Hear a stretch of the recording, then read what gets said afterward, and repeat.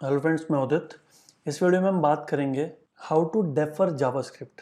ठीक है ना। अब तो डेफर क्या होता है, बेसिकली ये सबसे इंपॉर्टेंट है पहले समझना। डेफर का मतलब होता है पोस्टपोन। ठीक है, तो डेफर का मतलब होता है कि जैसे HTML हो गया, इमेजेस हो गई, CSS हो गया, जावास्क्रिप्ट भी होती है। यहाँ पे डेफर का मतलब है कि मैं चाहता हूँ कि जो मेरे पेज की जावास्क्रिप्ट है, जो एक से दूसरे पे तीसरे पे कॉल करती है और पेज का जो लोड है, ठीक है ना, टाइम वो बढ़ा देती है। तो लोड टाइम मुझे कम करना है, तो मैं चाहता हूँ कि जो मेरा पेज है वो पहले लोड हो जाए, क्योंकि जो वेबसाइट की लुक एंड फील है वो तो CSS और इमेजेस से है। तो CSS और इमेजेस पहले आ जाएं, उसके बाद जावास्क्रिप्ट जो है वो लास्ट में लोड हो जाए। ठीक है, तो उस चीज़ को बोलते हैं डेफर। तो wait for the entire document to load. अगर मैं किसी भी जावास्क्रिप्ट को डेफर करता हूँ तो वो पूरा पेज लोड होने का वेट करेंगे, उसके बाद लोड होंगे। Defer loading of JavaScript, you can use this for external JavaScript only. ठीक है ना। तो बेसिकली दो टाइप की जावास्क्रिप्ट हो गई। एक जो तो हम डिज़ाइन के लिए यूज़ कर रहे हैं, और जो हम बहुत सारे कोड जो बाहर से अपनी वेबसाइट में डालते हैं। ठीक है, कौन कौन से कोड्स होते हैं वो अभी बात करेंगे। मीन्स लोडिंग और पार्सिंग एक ही बात है। मीन्स लोडिंग और parsing of that JavaScript only begins after page content has loaded. पूरा जब पेज कंटेंट लोड हो जाएगा उसके बाद जावास्क्रिप्ट प्रोसेस होगी, उससे पहले नहीं होगी। मैनी पीपल से जस्ट यूज डेफर। ठीक है, तो बेसिकली क्या होता है, जैसे बहुत सारी स्क्रिप्ट होती हैं जो आप एक्सटर्नल सोर्स से लेते हो। जैसे मैं आपको एक एग्जांपल दिखाता हूँ। जैसे नॉर्मली जो हम लेते हैं एक्सटर्नल सोर्सेज से,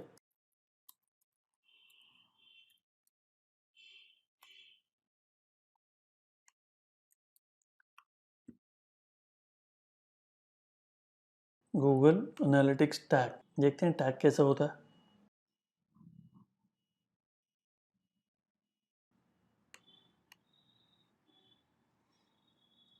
अब देखो, ये टैग है बेसिकली, और यहाँ पे मुझे एक चीज़ दिख रही है, वो क्या है, असिंक। तो जैसे ये असिंक लिखा हुआ है वैसे ही यहाँ पे डेफर भी लिखा होता है। ठीक है, देखते हैं कोई और कोड जिसमें डेफर और असिंक दोनों मिल जाए हमें।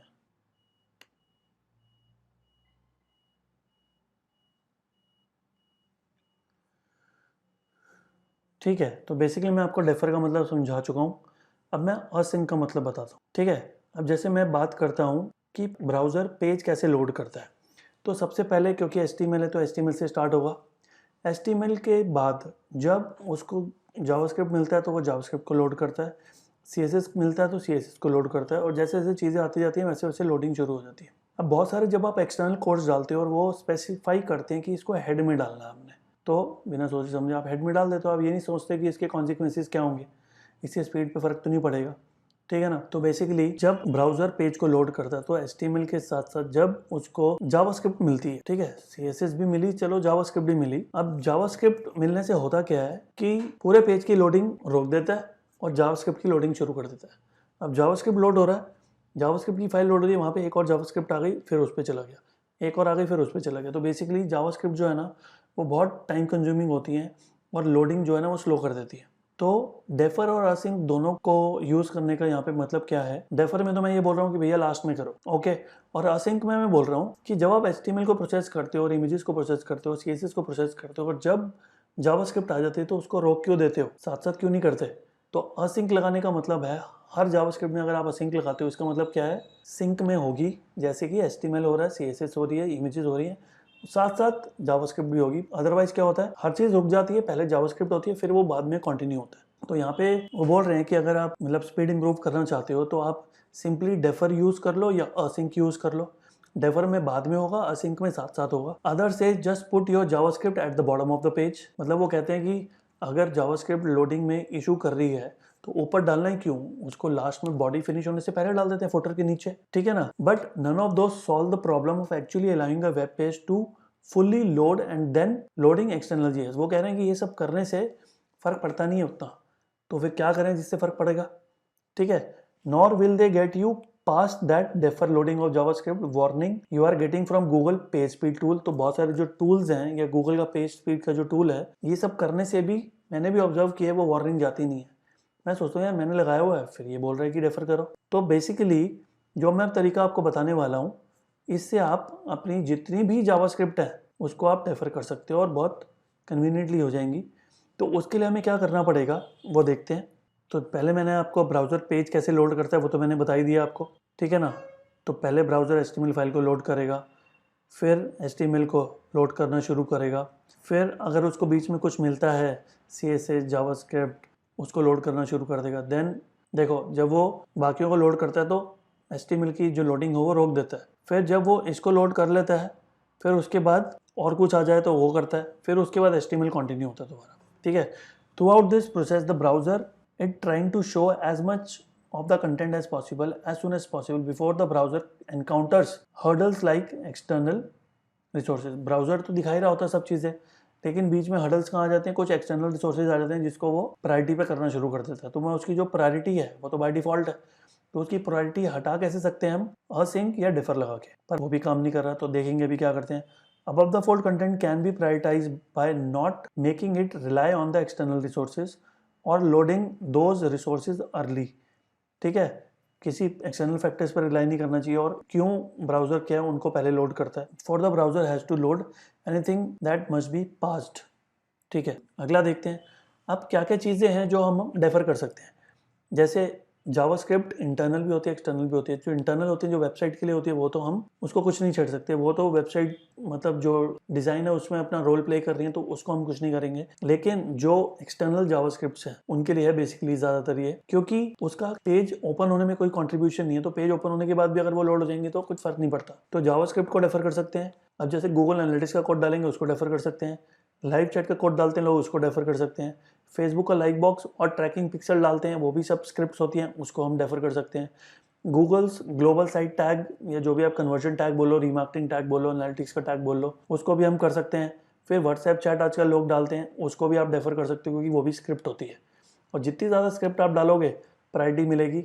और ज़्यादातर स्क्रिप्ट वाले बोलते हैं हेड में डालो, हेड में डालने से स्पीड स्लो हो जाएगी क्योंकि पेज की लोडिंग छोड़ के उसकी लोडिंग करना शुरू कर देगा। तो क्या करना है आप देखते हैं। तो पहले हमारे पास बेसिकली एक कोड है जिसको हमने हर पेज के, अब जैसे जावास्क्रिप्ट तो बहुत सारे, अब जैसे फेसबुक का लाइक बॉक्स होगा तो हर पेज पे होगा, पिक्सल लगाओगे तो हर पेज पे लगाओगे, एनालिटिक्स लगाओगे तो हर पेज पे लगाओगे, लाइव चैट हर पेज पे होगा, व्हाट्सएप चैट हर पेज पे होगा। तो हर पेज में आपको बेसिकली डेफर करने की जरूरत है। तो जब डेफर करना है हर पेज पे तो ये वाला जो कोड है ये आपको बॉडी फिनिश होने से पहले डालना पड़ेगा। Place this code in your HTML just before the closing body tag, ठीक है। तो यहाँ पे लिखा है मैंने, create a JavaScript file on your server with any name. अपने सर्वर पे जाओ, ठीक है, JS के फोल्डर के अंदर या रूट में ही एक सपोज यही नाम दे दो, जैसे ये दिया इन्होंने defer.js। मैंने एक फाइल बना ली।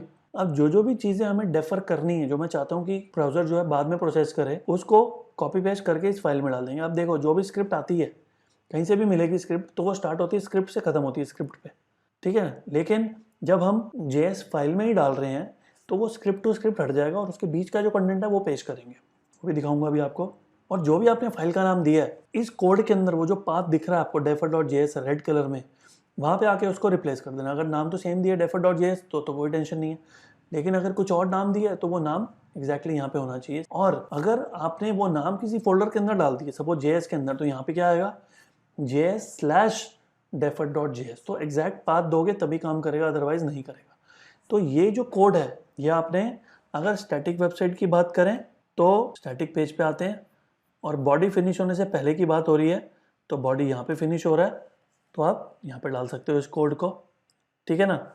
दूसरी चीज़, अगर मैं डायनामिक वेबसाइट की बात करता हूँ तो हम एक प्लगइन ऑलरेडी डाल चुके हैं और उस प्लगइन का नाम है हेडर एंड फुटर स्क्रिप्ट्स, जिसमें डालने से कोई भी चीज़ ग्लोबली हर पेज के हेड में या ग्लोबली हर पेज के बॉडी सेक्शन में चली जाती है।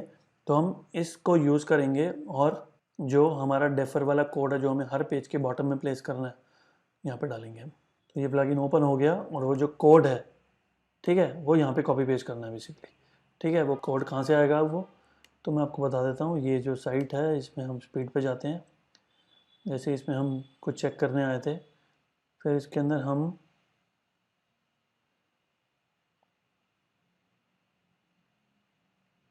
डेफर लोडिंग जावास्क्रिप्ट पे आएंगे क्योंकि इसी की बात कर रहे हैं हम।